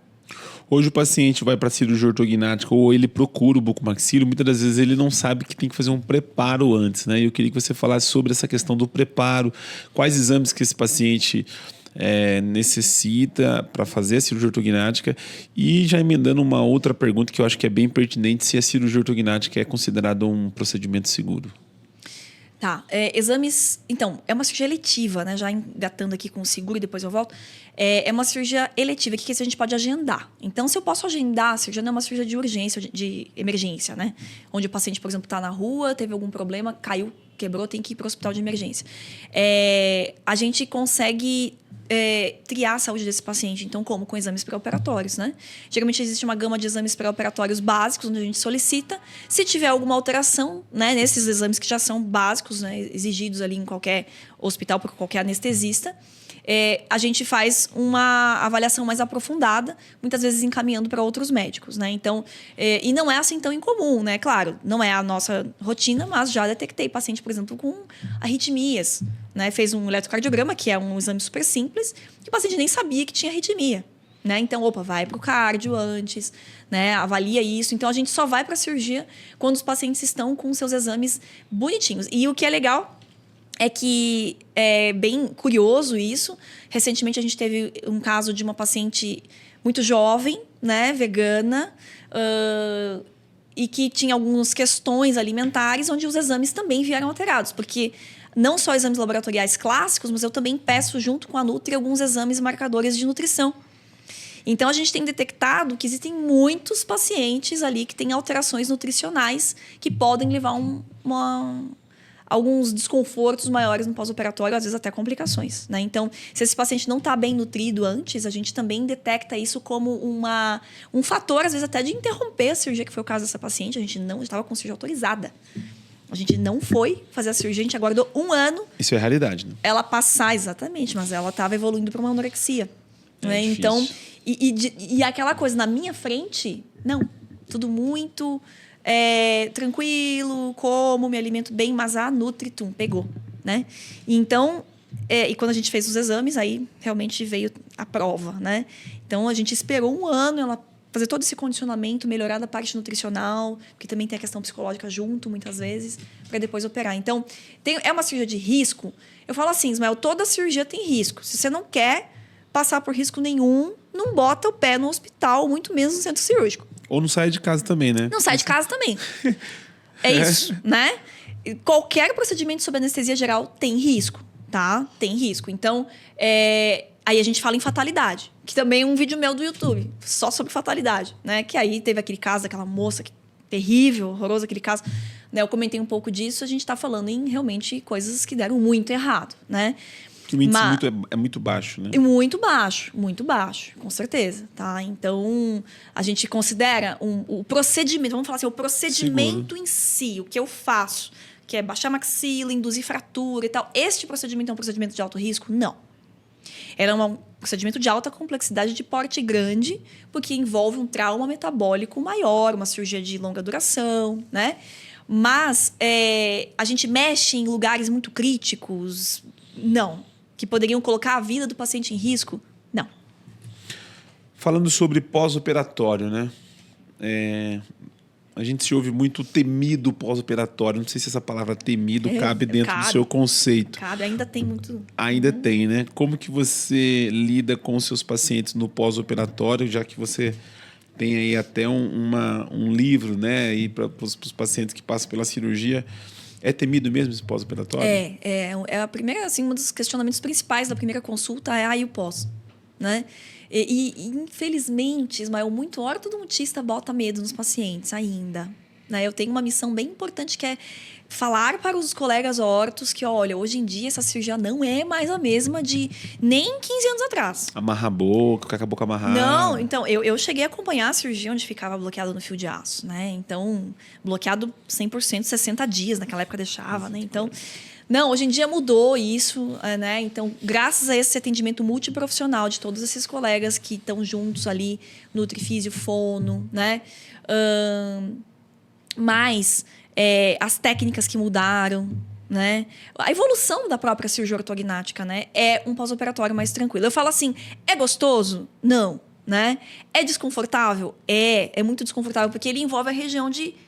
nobre, eu falo uma região nobre da face, porque é respiração e alimentação.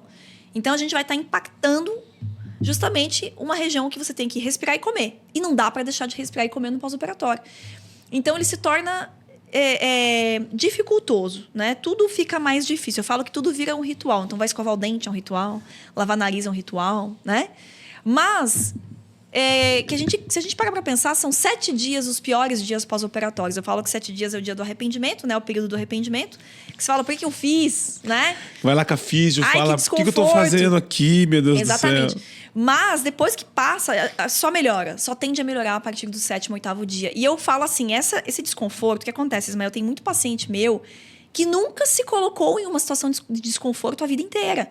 Tá lá com seus 20 e poucos aninhos, pacientes muito jovens, 30 aninhos. Então, o primeiro grande desconforto da vida vai ser um pós-operatório de ortognática. Então, eu já trago esse condicionamento, digamos assim, de informar o paciente que, olha, é um período difícil. Vai ser meio... Você vai ter fome, mas você não vai poder comer a coisa que você quer. Tem que comer líquido de pastoso, tem gente que não consegue, né? Tem essa adaptação toda. Mas você se torna um ser humano mais forte, né?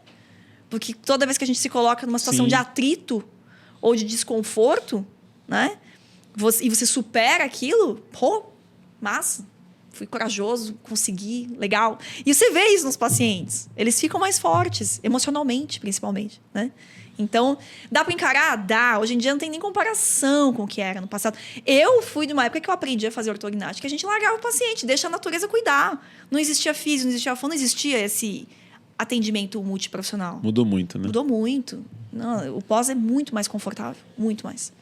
Estamos chegando ao final de mais um episódio aqui no canal da BucoCast, né? Mas antes de nós finalizarmos, eu tenho aqui ainda algumas perguntinhas para a doutora Maximiana.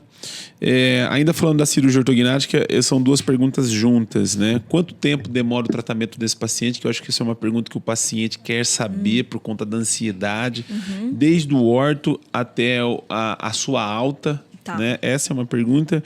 E a segunda é, depois de quanto tempo esse paciente ele vai exatamente ter o resultado de todo esse processo da cirurgia ortognática? Tá, legal. Vamos colocar numa média, tá, Ismael? Porque, obviamente, vai depender de cada caso, né, gente? Não tem como colocar todo mundo numa caixinha. Impossível, tá? Porque a gente tem os extremos, né? Já tive paciente preparado em 3 meses. Que a orto fez o preparo em 3 meses. Já tive paciente que foi preparado em 2 anos. Entende? Então, vamos colocar numa média, né? Então, assim, 1 ano de preparo ortodôntico antes, né? Esse paciente fica mais ou menos uns 45 dias sem ir para orto, que é o período de pós-operatório. Depois que eu avalio que a mordida já está estável, já está favorável a voltar para a ortodontia, ela volta para a orto. E a média de ortodontia pós são 6 meses. Então, a gente está falando de 1 ano e meio a 1 ano e 8, 10 meses em média, tá? Todo esse processo. Média. E o resultado final? O resultado final, 1 ano. Eu diria assim, para você ter certeza absoluta. Mas é aquela coisa. Com 1 mês, é o primeiro momento que eu mostro as fotos de antes e depois. para o paciente, porque ele já vê mudança, tá? Já vai ter, mas tem edema ainda, um pouquinho de edema.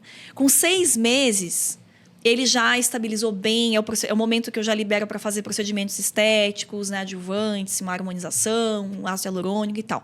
Se a gente fizer uma foto de 6 meses até 1 ano, a gente ainda vê uma mudança pequena de tecido mole. Mas é uma mudança que o paciente já não percebe mais, tá? Então, assim, vamos falar, a mudança para o cirurgião é 1 ano, mas para o paciente 6 meses. O paciente não percebe essa mudança de 6 meses para 1 ano. Ele só vai perceber se eu mostrar a foto. Sim. Ele olhando a foto, eu usei aparelho ortodôntico e, cara, no começo do tratamento e no final, você fala, mudou demais, assim. E você não percebe. Não percebe, porque você vai se acostumando com as novas características. Aí quando eu vejo as fotos lá que eu tava de aparelho, eu falo, cara, antes do aparelho, então você falava assim, caramba, como que pode? E tal, e os diastemas, né, que você tem, aí você começa... É isso mesmo. E eu queria perguntar para você ainda com a dúvida do paciente, quais são os maiores medos que o paciente tem? Você que deve receber muita pergunta lá, dúvida do paciente, da cirurgia ortognática. Onde que está a preocupação do paciente? Anestesia geral é um problema? Anestesia geral é um problema. É medo de se reconhecer, se não vai se reconhecer depois da cirurgia. Esse acho que é um medo grande também. E o pós-operatório. Acho que são os 3 principais. Se eu vou conseguir me reconhecer, se vai mudar muito meu rosto, a gente pode traduzir assim, né? A anestesia geral e o pós-operatório são os 3 principais grandes medos que eu vejo deles, assim. O paciente fica ansioso com relação a essas questões, né? E aí essa questão da mudança do rosto, como eu te falei, são raros os casos que eu tenho que falar que realmente, assim, olha, se prepara que realmente vai mudar, né? E é importante, muitas vezes, até fazer, né, uma terapia antes por conta de mudança. São casos mais severos mesmo, né? E mesmo assim, a gente também tem um controle disso, né? Até onde eu posso mudar? Quem que eu quero agradar, né, Ismael? Eu mesma ou o paciente? Eu, como cirurgiã, quero chegar no tratamento perfeito, né, zerar a deformidade dele, ou eu quero que o paciente fique feliz e não tenha problema depois de reconhecimento do rosto. Então, aí que vai o meu planejamento, nesse ponto. Eu sei que você já operou muito cirurgia ortognática, né? Perguntar para ela quantos você opera por ano? Operou muita gente, eu sei disso. Mas você tem algum caso específico que você consiga relatar de algum paciente que ficou marcado assim, por algum tipo de deformidade? Esse paciente chegou com algum problema psicológico e que você fala assim, cara, eu tenho um caso dessa paciente que ela operou, ela tinha um problema assim, YXZ, depois que a gente sabe que o paciente casa, né? Tem muito paciente que é solteiro e depois arruma marido, casa, né? A autoestima muda, mas tem algum caso específico assim que você se recorda assim de bate-pronto para compartilhar com a gente? Que me marcou. Se você disse que operou um médico, não é fácil operar um profissional desse. Eu opero bastante médico, sim. Verdade? Sim. Eu acho que é uma responsabilidade gigantesca, né? Você levar um profissional que entende de todo o seu... os nuances, né? Os meandros ali do meio. Tudo. Sim. Muda um pouco você nesse sentido, se operar esse paciente na questão... Não. Você não tem... Eu acho até talvez mais o primeiro, fácil. né? Talvez o primeiro, você falar, tô operando o médico, mas... Existe aquela coisa do CRM positivo de dar problema, né? Já ouviu falar essa coisa do CRM?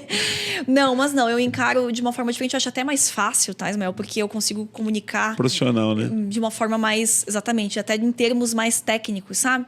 Então, é bem tranquilo. Mas eu posso até comentar esse caso de uma médica, né? Já que você falou, acabei de lembrar, né? Ela foi uma paciente que fez a cirurgia por estética e ela estava passando por uma fase muito complicada da vida dela, separação, filha pequena, né? E logo depois da ortognática ela mudou de cidade, ficou linda. É um dos casos, assim, incríveis meus de estética. Né? E você vê isso nessa gratidão, um olhar, e ela, assim, exige essa estética altíssima, né? Então, né, fazendo esse link com o médico, né? Ela foi uma paciente que fez por estética, né? Então, eu me sinto muito honrada quando esse tipo de paciente me procura, porque se ele, né, já tem um conhecimento e me busca para fazer uma cirurgia dessas, é porque é muita confiança, né? Então, eu fico realmente muito honrada, a palavra é essa mesmo, quando tem um paciente desse que me procura. E essa paciente, eu atendi ela num momento muito crítico da vida dela. Recém-separada, separação difícil, filha pequena, estava na dúvida se ficava em São Paulo ou não, acabou, depois da cirurgia, voltando para a cidade natural dela, tá super bem colocada, enfim. Carinho imenso. Esse paciente da estética... Acabou virando minha médica. Também. O network acaba, né? Exatamente. A Nutri, que era sua nutricionista, virou parte da equipe. Sim. Esse paciente é mais exigente, né? Esse que procura por estética, né? Sim, com certeza. Muito mais exigente. A responsabilidade aumenta. Aumenta, porque não, né, não é só encaixar. Antigamente era vamos encaixar a mordida e você ganha a estética que vier. Né? Hoje em dia não é assim. Eu queria que você deixasse um recado para os pacientes, mas você não vai sair daqui antes de responder 2 perguntas que eu tenho aqui na BucoCast, porque ela é cirurgiã bucomaxilo, ela vai responder. Mas encerrando a nossa pauta de paciente, para essa câmera aqui, para esse paciente que tem medo da cirurgia ortognática, né? Doutor, eu tenho medo da cirurgia, eu preciso fazer a cirurgia, aonde que esse paciente se apoia, né? Qual o caminho, o conselho que você dá para esse paciente? Eu queria que você deixasse esse recado para a gente aí. Tá, bem legal. Informação, gente, eu sempre falei isso, vou continuar falando, porque eu acho que é ali que o medo vai ser dissipado, tá? Informação. Então, um bom canal do YouTube, né? Aproveitando aqui, o meu canal, eu diria assim... Tem tanto vídeo explicativo sobre tanta coisa que ele fantástico o seu canal. Equivale a assim, inúmeras consultas, né? Então, existe um trabalho até de ajuda mesmo aos pacientes, né? Existe muita comentário de gratidão, porque, nossa, doutora, obrigada, me ajudou nisso, naquilo. Então, assim, independentemente se você for fazer a cirurgia comigo ou não, esse canal, ele realmente ajuda mesmo, porque tem muita informação pertinente sobre ortognática, que vai te deixar um pouquinho mais seguro para ir para a cirurgia. A segunda parte é que, muitas vezes, esse paciente ele não tem apoio da família para fazer a cirurgia. É uma coisa bem comum e triste, ao meu ver, né? Porque esse paciente ele precisa de um apoio de alguém, né? E muitas vezes ele tem que buscar esse apoio nele mesmo, nela mesma, né? Porque é um procedimento grande, não faça, não quero que você faça. Imagina meu filho fazer uma coisa dessa. E estou falando de pacientes grandes já, adultos já, né? Autônomos, mas se encarar essa barreira familiar, né, não é fácil, né? Então, também convida, né, essas pessoas que não estão te apoiando a entenderem um pouco melhor o que é o procedimento, né? Leva essas pessoas junto na consulta para pegar a confiança, entender o que é o procedimento, porque pode assustar, né? Mas eu não tenho dúvida de que quando bem feito, quando bem realizado, com, né, um planejamento, um atendimento minucioso, né? Não é só a gente fazer uma cirurgia, esquece o paciente, larga, né? Não é assim. Existe um acompanhamento pós-operatório enorme, pelo menos do meu tipo de atendimento, que vai gerar confiança, né? Vai trazer confiança para o paciente, para o familiar. Então, acho que é por aí. O conhecimento, em primeiro lugar, se informe. E cuidado, tenha senso crítico também com o que tem na rede social e na internet, né? Tem conteúdos e conteúdos. Cabe ao paciente a diligência de perceber o que é um conteúdo de qualidade ou não. E essa responsabilidade, infelizmente, é tua, principalmente no que diz respeito à escolha do cirurgião. Eu tenho um outro jargão que é escolha bem, escolha com sabedoria.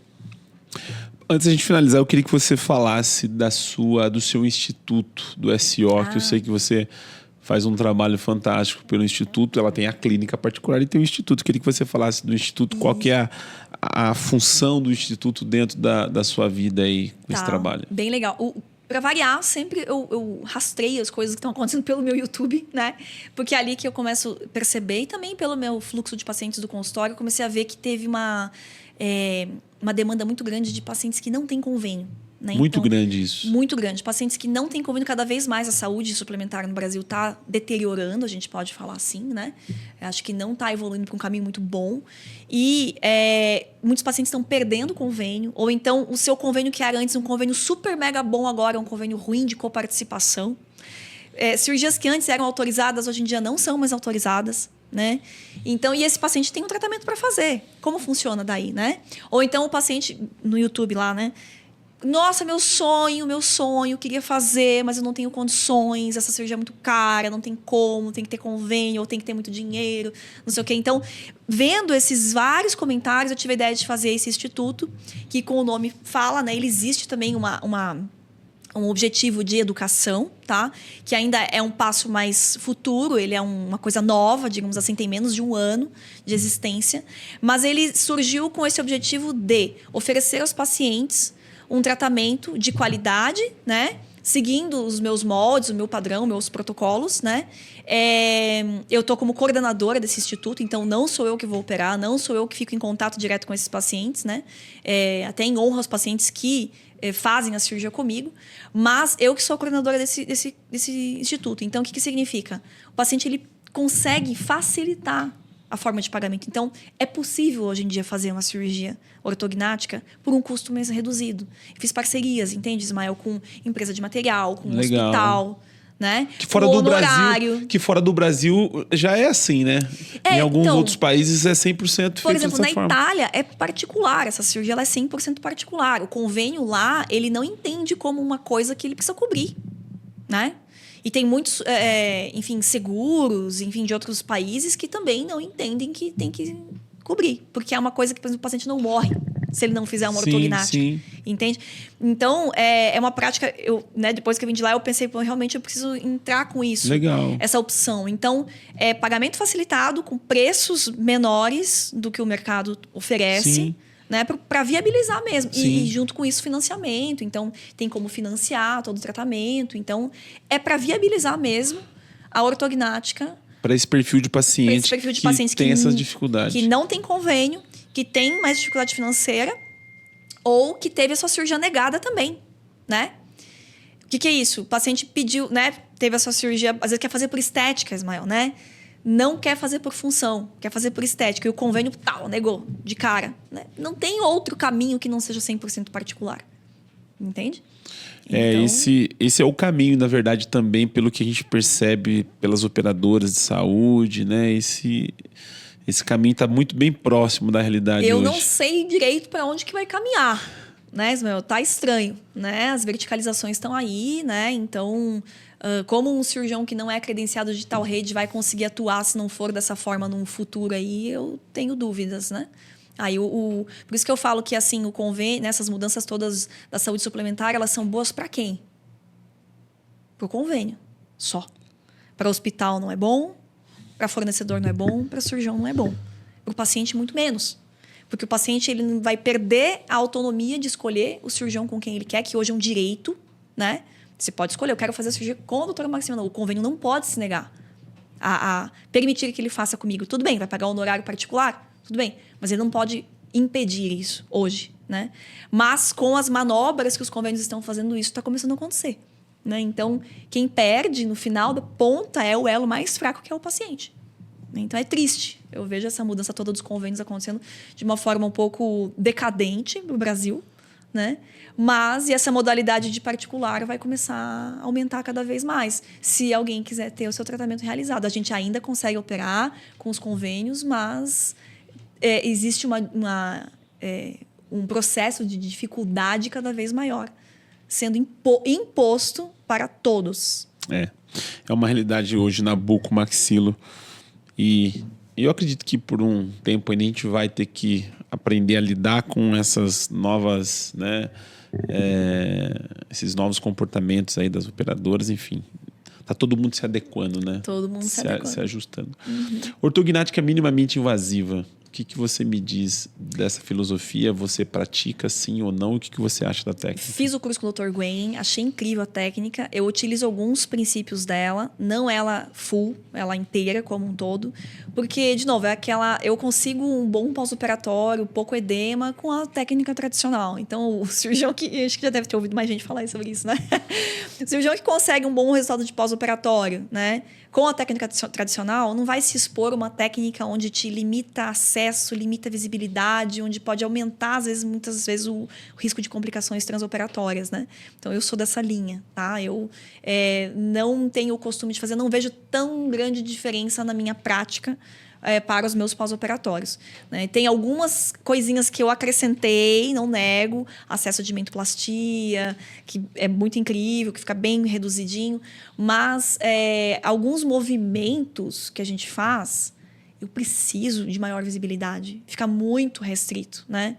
Então, até teve um colega, quando a gente fez o curso, que ele falou assim, olha, a deformidade do colega lá da Suíça, de outros países, é muito diferente da deformidade do nosso país, né? Dos que a gente encontra aqui. Então, de novo, a história da miscigenação racial. A gente tem problemas que a gente precisa realmente enxergar o que está né, o que está acontecendo com o osso e tal. Fica muito...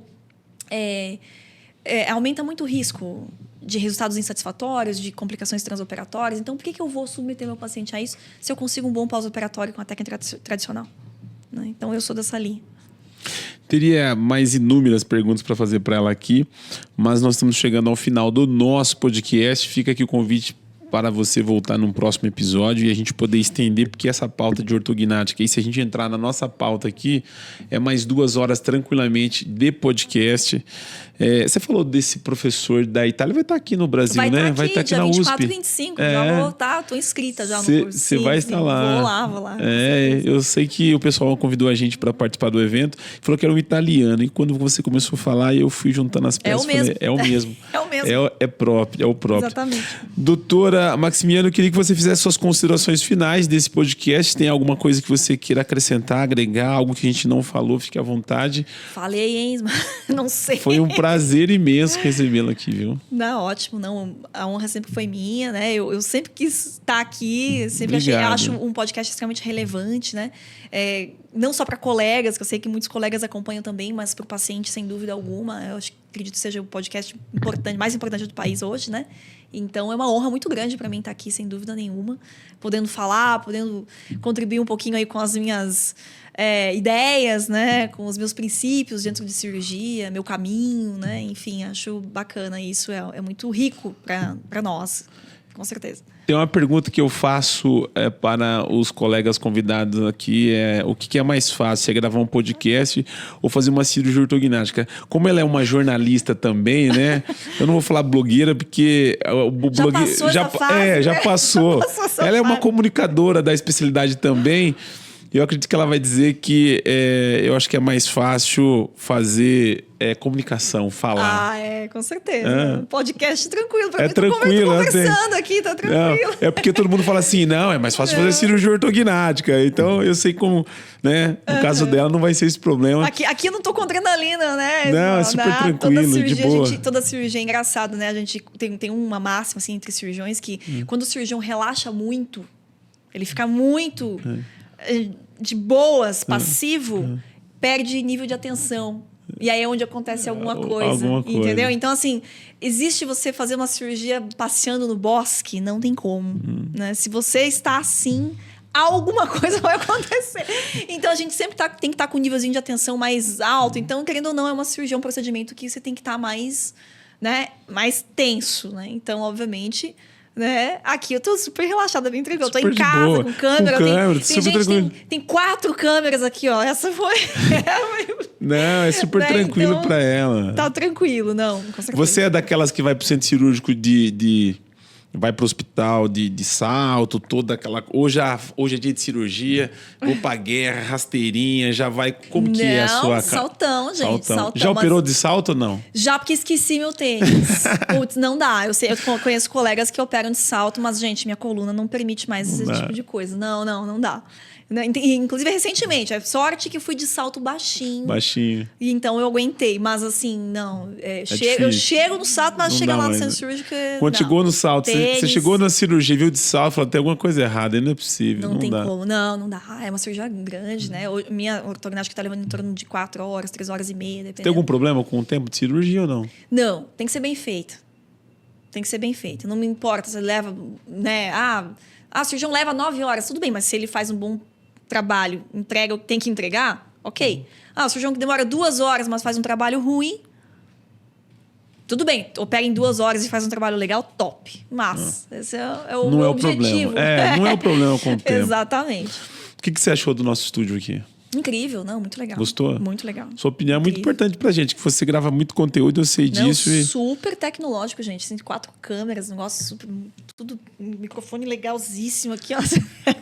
É um backupzinho aí. Muito bom, muito bom. Doutora Maximiana, um prazer imenso poder recebê-la. De verdade, fica aqui o nosso convite para você voltar em qualquer outra oportunidade. Convida que eu volto, só chamar. Sentir à vontade. Nós estamos aqui em São Paulo, na Vila Leopoldina, próximo, inclusive, da sua residência, que você disse, né? Perfeito. Estamos bem perto aqui. E a casa Bucocast está aberta aí para o que você precisar, estamos à disposição. Obrigada, Ismael. Como eu te falei, só chamar que eu venho. Não tem problema. Obrigado. Falar não tem problema. É zero problema para ela. Você que nos acompanhou pelo canal da Bucocast, ainda não é inscrito no nosso canal, vai lá, se inscreva também. Nós vamos colocar aqui na descrição desse vídeo o link, contato. Ela tem um canal no YouTube também, enfim, para você tirar suas dúvidas, né, com relação ao que a gente falou aqui hoje, tanto você que é paciente ou você que é aluno de graduação, residente, enfim. O nosso muito obrigado e até o próximo episódio.